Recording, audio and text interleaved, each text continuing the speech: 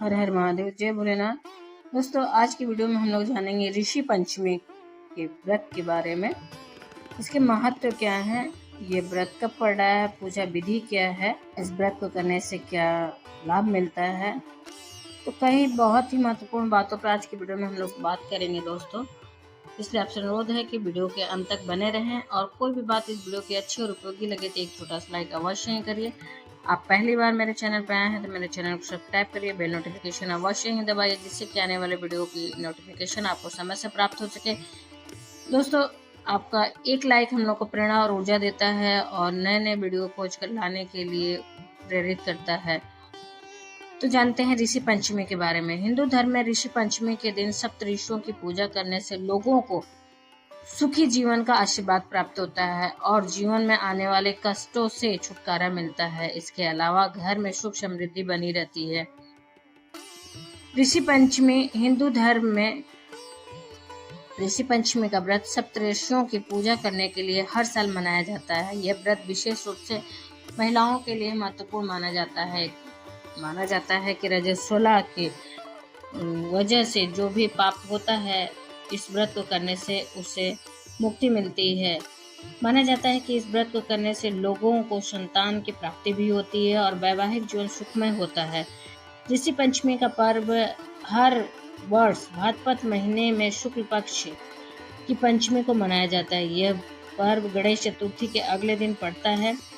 इस पर्व के दिन सप्तऋषियों के प्रति श्रद्धा भाव व्यक्त किया जाता है। ऐसी मान्यता है कि यह व्रत जाने अनजाने में हुए पापों से मुक्ति दिलाता है। इस दिन गंगा स्नान का भी विशेष महत्व है। यह व्रत पुरुष भी अपनी पत्नी के लिए रख सकते हैं। ऋषि पंचमी के दिन सप्तऋषियों कश्यप, अत्रि, भारद्वाज, वशिष्ठ, गौतम, जमदग्नि और विश्वामित्र की पूजा की जाती है। साथ में अरुंधति की भी पूजा की जाती है। ये 7 ऋषि ब्रह्मा, विष्णु और महेश के अंश माने जाते हैं। ये 7 ऋषि ब्रह्मा, विष्णु और महेश के अंश माने जाते हैं। ये ही वेदों और धर्मशास्त्रों के रचयिता हैं। माना जाता है कि इस व्रत को करने से सभी प्रकार के पापों से मुक्ति मिलती है और जीवन में सुख शांति आती है। पंचांग के अनुसार इस साल भाद्रपद माह शुक्ल पक्ष की पंचमी तिथि 7 सितंबर को शाम 5:37 पर शुरू होगी और 8 सितंबर को शाम 7:58 पर समाप्त होगी। इसलिए उदय तिथि के अनुसार ऋषि पंचमी 8 सितंबर को रखा जाएगा। अब पूजा विधि जानते हैं दोस्तों। ऋषि पंचमी के दिन एक साफ जगह पर आसन बिछाकर उस पर एक चौकी रखें। चौकी पर लाल कपड़ा बिछाएं और ब्रह्म मुहूर्त में स्नान आदि से निवृत्त होने के बाद पीले रंग के वस्त्र धारण करें दोस्तों। चौकी पे सप्तऋषियों का चित्र या मूर्ति स्थापित करें और साथ में माता अरुंधति की भी। फिर गंगा जल छिड़काव करके शुद्धिकरण करें। साथ में गंगा जल से भरा हुआ एक कलश भी स्थापित करें। कलश को आम के पत्ते और फूलों से सजाएं और दीपक जलाकर वातावरण को पवित्र करें।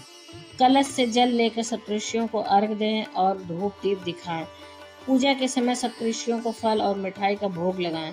सप्तऋषियों के मंत्रों का जाप करें और अंत में सप्तऋषियों से आशीर्वाद लें। इसका महत्व क्या है दोस्तों?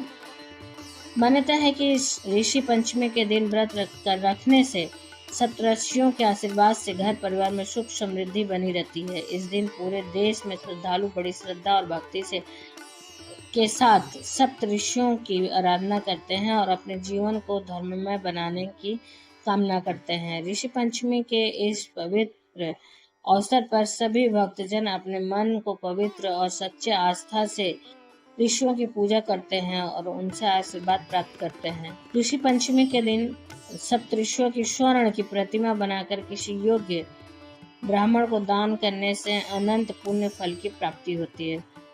सप्तऋषियों के आशीर्वाद से लोगों को किसी प्रकार की समस्याओं का सामना नहीं करना पड़ता और जीवन में खुशियां बनी रहती है। दोस्तों, इस व्रत में जब तक आपका पूजा ना हो जाए तब तक इसे निराजल ही रखा जाता है और पूजा होने के बाद इस दिन वही अनाज खाए जाते हैं जो बोए हुए नहीं हो, जोते हुए खेत में नहीं उगाए जाते हैं। तो इसमें आप सावा के चावल को खा सकते हैं या फिर तिन्नी के चावल जो स्वतः उगते हैं, ऐसे चावलों को जो छिड़कने के बाद ही मतलब खेत में छिड़क देने के बाद उग जाते हैं, ऐसे चावलों ऐसे अनाजों को खा सकते हैं। और एक बार का भोजन किया जाता है। और भोजन करने के पहले पूर्व ब्राह्मण को भोजन अवश्य कराना चाहिए। नहीं अगर ब्राह्मण उपलब्ध है तो उनके लिए दान की वस्तुएं निकाल लें। और एक बार के बाद यदि आपको भूख लगती है तो आप फलाहार कर सकते हैं, अन्न नहीं खाया जाता है दोस्तों। उसके बाद ऐसी मान्यता है कि रजस्वला धर्म में जाने अनजाने में जो स्त्रियां गलती करती हैं, किसी सामग्री को छू लेती हैं, अपने घर की चीज़ों को छू लेती हैं, जिससे कि दोष लगता है, तो इस व्रत को करने से उन्हें दोष मुक्ति होती है। और यह व्रत लगातार 7 वर्षों तक किया जाता है और 8वें वर्ष इसका उद्यापन किया जाता है। उद्यापन के समय नियम तो बहुत है दोस्तों, बहुत ही कठिन ये व्रत होता है। उद्यापन के दिन इसी प्रकार से 7 स्वर्ण की मूर्तियां और एक अरुंधति की मूर्ति स्वर्ण की अपनी सामर्थ्य या कहा जाए कि आप से जितना मन पड़े उस तरह से बनवा सकते हैं। और उसके बाद जब आप 7 जोड़े जैसे कि ब्राह्मण और ब्राह्मणी के साथ आमंत्रण करें उद्यापन के दिन, और उन्हें इन सप्तऋषियों का दान दिया जाता है और 7 गायों का भी दान दिया जाता है। तो सामर्थ्य के अनुसार आप उस निमित्त पैसे कुछ दान दे सकते हैं, क्योंकि 7 गायों का दान करना, 7 सोने की मूर्तियां दान करना सभी के बस की बात नहीं है दोस्तों।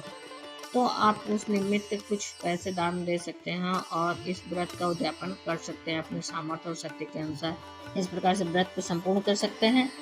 तो दोस्तों उम्मीद करते हैं ये वीडियो आपके लिए अच्छी और उपयोगी होगी। अगर तनिक मात्र भी उपयोगी है तो एक छोटा सा लाइक अवश्य करिए, उसी से हम लोगों को ऊर्जा और प्रेरणा मिलता है कि ये वीडियो आपके लिए उपयोगी है। आप पहली बार मेरे चैनल पर आए हैं तो मेरे चैनल को सब्सक्राइब करिए, बेल नोटिफिकेशन अवश्य दबाइए, जिससे कि आने वाली वीडियो आपको समय से प्राप्त हो सके। कोई भी प्रश्न या सुझाव कमेंट बॉक्स में लिख सकते हैं दोस्तों। आने वाले वीडियो में हम लोग जानेंगे ऋषि पंचमी की व्रत कथा, यानी कि सप्तऋषि की व्रत की कथा जानेंगे। तो फिर मिलते हैं अगले वीडियो में, तब तक के लिए हर हर महादेव, जय भोलेनाथ। धन्यवाद दोस्तों।